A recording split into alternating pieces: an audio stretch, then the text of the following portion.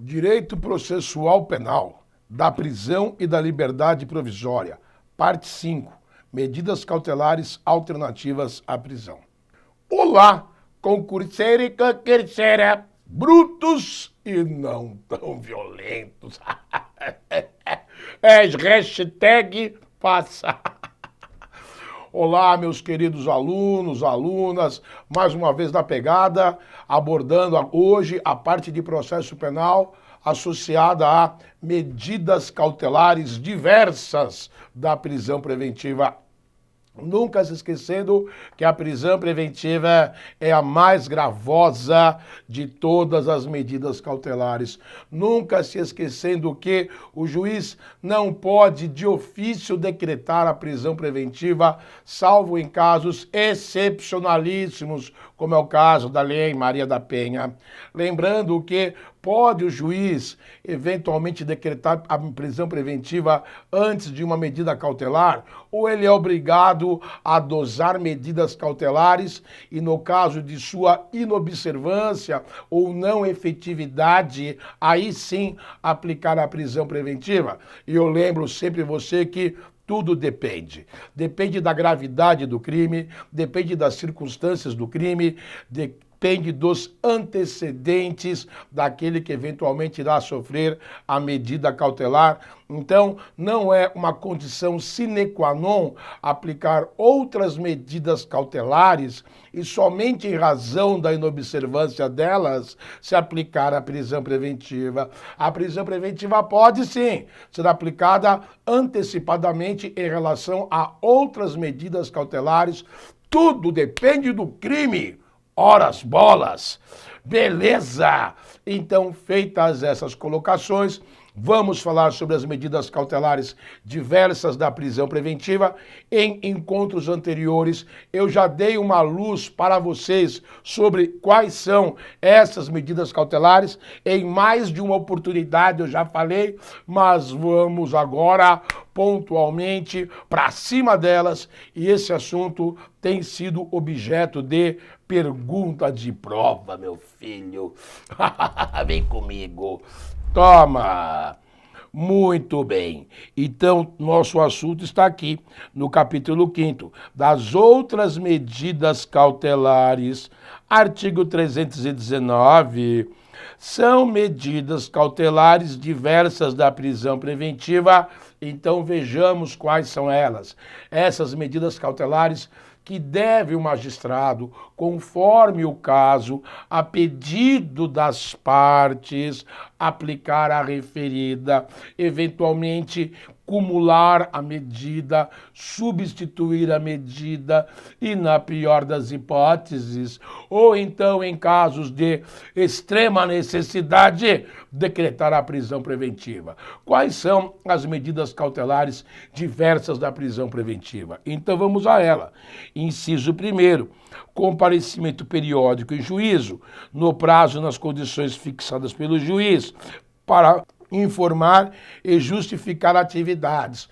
Gente, é o que a gente chama de comparecimento periódico em juízo. Normalmente o juiz fixa prazos de 30 dias. Então, de 30 em 30 dias, o acusado, o indiciado, deve comparecer no fórum, não vai ser atendido pelo juiz, vai ser atendido por um dos seus auxiliares do Poder Judiciário, algum cartorário. Ele vai lá assinar um livro, vai lá prestar contas do que anda fazendo, se está empregado, se está estudando, o que você está fazendo, garoto, garota, né? É isso que é feito.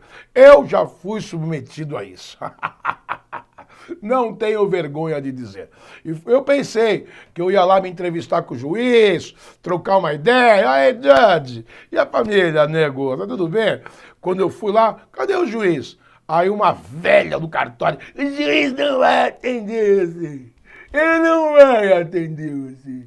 É eu que eu vou atender. Eu não quero falar com você, velha. Quero falar com o Judge. Então é assim que funciona. Inciso 2º, proibição de acesso ou frequência a determinados lugares, quando, por circunstâncias relacionadas ao fato, Deve o indiciado ou acusado permanecer distante desses locais para evitar o risco de novas infrações. Então, a infração penal foi praticada no interior de bares, no interior de botecos, no interior de casas noturnas de diversões variadas. O juiz proíbe a frequência a locais chamados incompatíveis. Inciso terceiro, proibição de manter contato com pessoa determinada quando, por circunstâncias relacionadas ao fato, deve o indiciado ou acusado dela permanecer distante. O caso do inciso terceiro se aplica efetivamente às situações que configuram violência doméstica. Tranquilamente é isso, né, gente? É o mais usual. Marido que bate na mulher, proibição de contatar. Inciso quarto, proibição de ausentar-se da comarca quando a permanência seja conveniente ou necessária à investigação ou instrução. Olha, vou te falar uma coisa, também sofri uma sanção dessa. Nossa, professor, você sofreu várias sanções? Sim, porque eu fui combatente do crime e às vezes tive que usar de força necessária, digamos assim. O problema é que o juiz não entendeu. Achou que eu extrapolei um pouco, talvez. Toma! Então, gente, proibição de sair de comarca, sem falar com o juiz. O problema é que comarca é uma coisa, a pessoa às vezes pensa comarca, né? Vou falar para você em São Paulo. Nós temos cidades que integram a grande São Paulo. Porque hoje você não tem como falar, você não pega uma estrada para ir sair de São Paulo para ir para outra cidade. São Paulo cresceu tanto que as cidades que eram divisas com São Paulo estão integradas já. Então você sai de São Paulo, numa rua, você nem percebe, já está em São Caetano do Sul, já está em São Bernardo, já está em Santo André, já está em Guarulhos. É diferente de outros estados, onde para você ir de uma cidade para outra, você tem que pegar uma rodovia. São Paulo não tem rodovia. Atravessou a rua, já é outra cidade, porque já emendou. Então, parece coisa assim simples, mas, meu amigo, você, de repente, você tem que resolver um problema numa cidade do lado. É outra comarca, entendeu? Então, isso aí causa um inconveniente muito grande para a pessoa. Proibição de sair da comarca. Tem que pedir autorização para o juiz. E o leigo pensa que essa autorização do juiz para ir em outra comarca sai na hora. Isso demora. Você encaminha a petição para o juiz. O juiz dá vistas ao Ministério Público, o MP vai passar uns dias analisando, volta para o juiz intima você a tomar ciência da manifestação do MP. Quer dizer, você tem que se programar com uns 2 meses de antecedência. Então, é uma medida cautelar que, de fato, causa embaraço, digamos assim, para a vida do investigado. Mas quem mandou ele criar problema? Não é? Inciso 5º, recolhimento domiciliar no período noturno, das 18 às 6 da manhã, filho, tá? Noite é isso. Não vai confundir com a lei de abuso da autoridade. E nos dias de folga, sábado, domingo, feriado, quando o investigado ou acusado tem a residência e trabalho fixos. Beleza? Porque não é porque o cara está com uma medida cautelar, que ele pode sair por aí, zanzando, né? Como se nada tivesse acontecido, indo em umas baladas, né? Viajando. Não é uma medida cautelar, pô. Inciso 6º, suspensão do exercício de função pública ou de atividade de natureza econômica ou financeira, quando houver justo receio de sua utilização para a prática de infrações penais. Então tem muitos policiais, civis e militares que em atividade operacional supostamente, eventualmente teriam constrangido a vítima.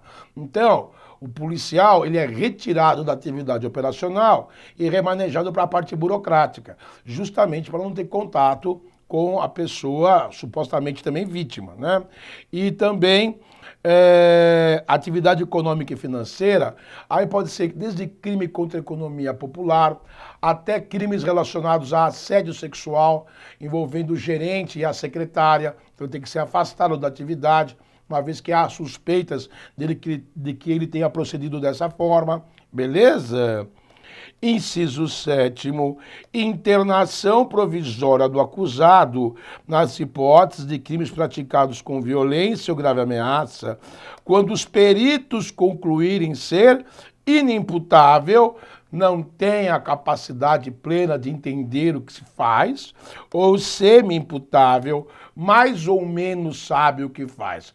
Não é tão louco que não saiba o que faz, mas também não é tão são que tenha plena certeza de tudo, né? E houver risco de reiteração. Normalmente, gente, quem se enquadra aqui? Os alcoólatras, os toxicômanos. Hoje, quando se fala em toxicômano, não é só com relação a drogas ilícitas, mas também drogas lícitas, pessoas dependentes de barbitúricos, anfetaminas, enfim. Inciso 8º, a fiança nas infrações que admitem para assegurar o comparecimento a atos do processo, evitar a obstrução do seu andamento ou em caso de resistência injustificada à ordem judicial. Lembrando que fiança, quem arbitra é o delegado de polícia para crimes com pena máxima até 4 anos, penas máximas superiores a 4 anos, quem arbitra é o juiz de direito. Beleza? Inciso 9º, a monitoração eletrônica, que é a famosa tornozeleira, não é? Muito bem. Aí tivemos os parágrafos 1º, 2º e 3º revogados pelo pacote anticrime.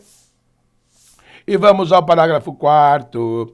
A fiança será aplicada de acordo com as disposições do capítulo 6º deste título, podendo ser cumulada com outras medidas cautelares. Sim, nós veremos. Esse ser aplicada, eu já te dei os valores das penas. Aí depois nós vamos ver o valor monetário da fiança. Fiança é um assunto que não costuma cair muito em concurso em termos de quantificação.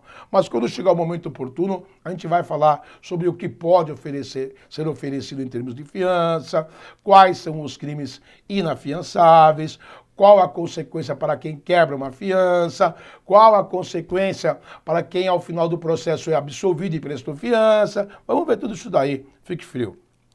Artigo 320, a proibição de ausentar-se do país, que não deixa de ser também outra medida cautelar, será comunicada pelos juízes às autoridades encarregadas de fiscalizar a saída do território nacional, Polícia Federal, intimando-se o indiciado ou acusado para entregar o passaporte no prazo de 24 horas. Isso, igual aquele camarada lá, aquele brasileiro descendente de italiano lá, entregou o passaporte dele, acusado, se foi crime contra o Banco Central, BNDES, não recordo agora, entregou o passaporte dele, viajou com o passaporte do irmão falecido. É isso aí, Brasil.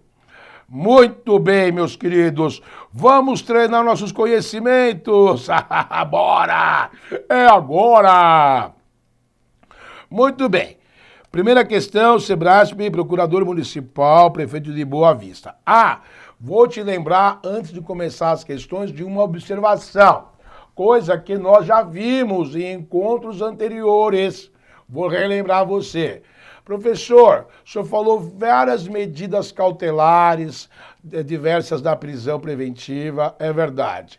Eu me lembro aí, inclusive, que existe a possibilidade de conversão de prisão preventiva em prisão domiciliar, é verdade. Lembra lá? Mais de 80 anos, pessoa com problema de saúde, gestante, mulher com filho, menos de 6 anos deficiente, homem, mulher, única responsável pelo filho menor de 12 anos, o homem único responsável.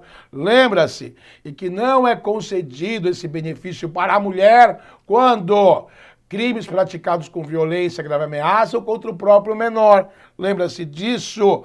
Então estamos recordando aqui rapidamente o conteúdo da penúltima aula, da última aula, para podermos fazer a contento estes exercícios. Vamos lá. José, de 69 anos de idade, fiscal de vigilância sanitária municipal, viúvo e único responsável pelos cuidados de seu filho de 11 anos de idade.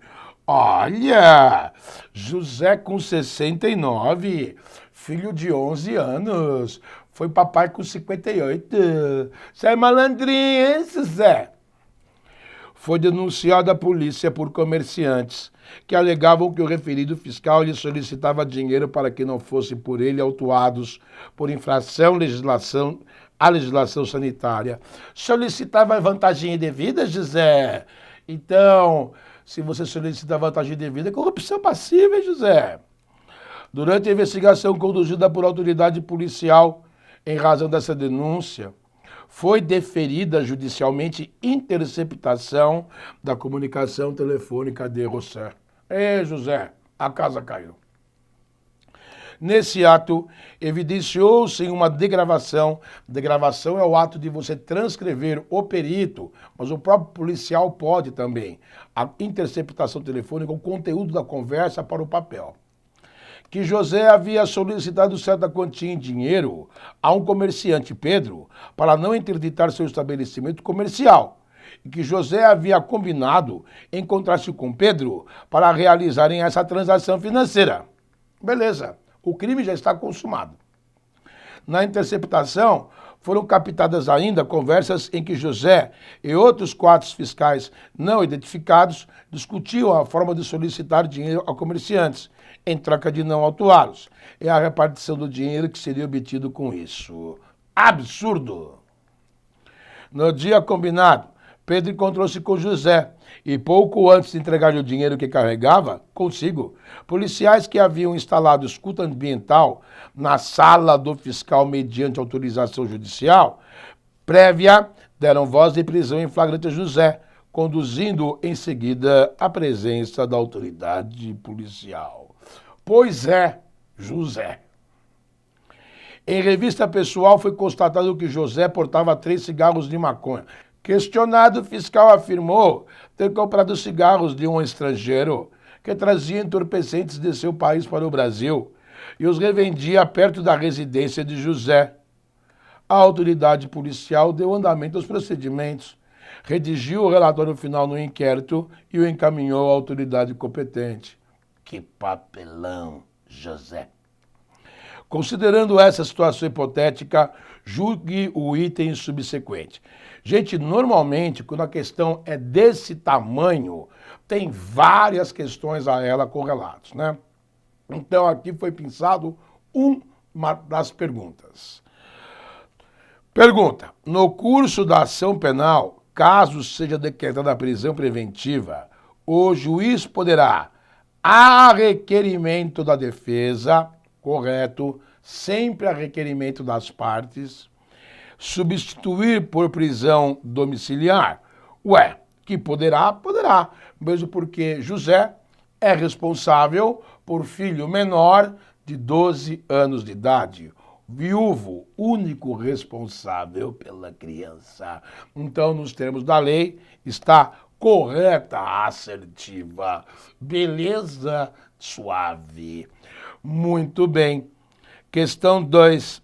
FCC, analista judiciário, TRF 4ª Região Judiciária, oficial de justiça avaliador. Me lembro muito bem dessa questão. Cantamos a bola e caiu. Pei! Considere as seguintes hipóteses. 1. Maria, grávida, atualmente com 4 meses de gestação, é presa em flagrante por crime de tráfico de drogas. Se tem uma coisa que me irrita, é mulher grávida criminosa. Na boa. Inciso 2. Flávia, grávida, atualmente com 2 meses de gestação, é presa em flagrante por crime de roubo.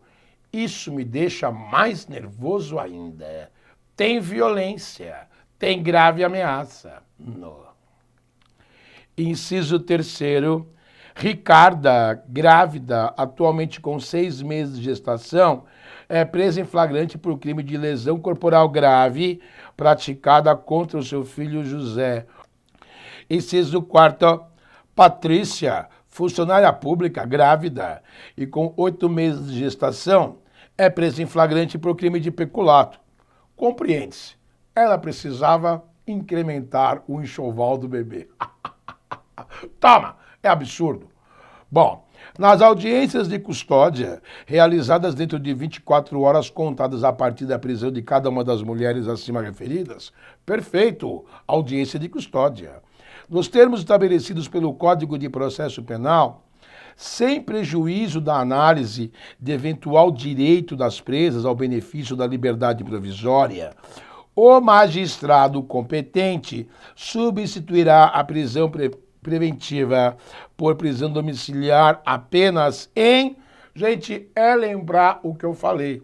Quando que mulher não tem direito à prisão domiciliar? Quando?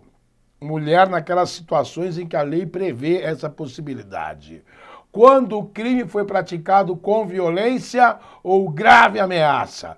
E no caso concreto aqui, nós temos a figura aqui do crime de roubo perpetrado por Flávia. Flávia não tem direito. Ou quando o crime é praticado em desfavor do próprio menor, filho, vítima. É o caso de Ricarda, praticou lesão corporal grave contra seu filho José. Não tem direito. As demais têm. Então, Maria, inciso 1º, tem. Patrícia, inciso 4º, tem. Então, apenas em alternativa A, 1 e 4. Terceira questão. FGV, técnico judiciário. Vamos nessa, filho. Com base em ofício recebido no cartório da vara criminal onde exercia suas funções, Luiz deveria separar todos os processos de pessoas presas que possivelmente teriam direito à substituição da prisão preventiva pela domiciliar. 3 questões de 2019. 3 caíram isso daí. Diante disso, separou 4 procedimentos para análise de prisões preventivas. No primeiro, Clara encontrava-se presa pelo crime de roubo com emprego de arma de fogo e violência real, possuindo filho de 12 anos de idade. Gente, você já viu, ó, cadê? Clara, emprego de arma de fogo, violência real, essa já não tem direito. É ou não é? Continuando. No segundo, o preso era Antônio, senhor de 81 anos de idade, respondendo à ação penal em que se imputava a prática de 3 crimes de estelionato. Mais de 80 anos tem direito, né? No terceiro, João estava preso pelo crime de corrupção, sendo o único responsável pelos cuidados de seu filho de 11 anos. Olha, então o Antônio tem direito, mais de 80 anos. João tem direito, porque o filho dele tem menos de 12 anos de idade incompletos. No quarto, Larissa estava presa como acusada nos crimes de uso de documento e moeda falsa, possuindo filha de 5 anos. Mas não era a única responsável pela criança, que também morava com o pai. Mas tudo bem, se tem menos de 6 anos, tem direito. Com base nas previsões do Código de Processo Penal, em especial nos artigos 318 e 318-A, Luiz deveria separar pela possibilidade, em tese, de ser admitida a prisão domiciliar nos processos em que figuram como acusados. Clara, nós já vimos que não tem direito. Antônio, João e Larissa, esses têm direito. Clara, no. Antônio, Larissa e o João. Antônio apenas no. Antônio, João e Larissa sem maiores problemas. Beleza? Com isso, um certo 2A, 3B. Gente, suave na nave esse tema. Diante do exposto, só posso desejar a vocês, por enquanto, bons estudos, força e honra e tamo junto, velho.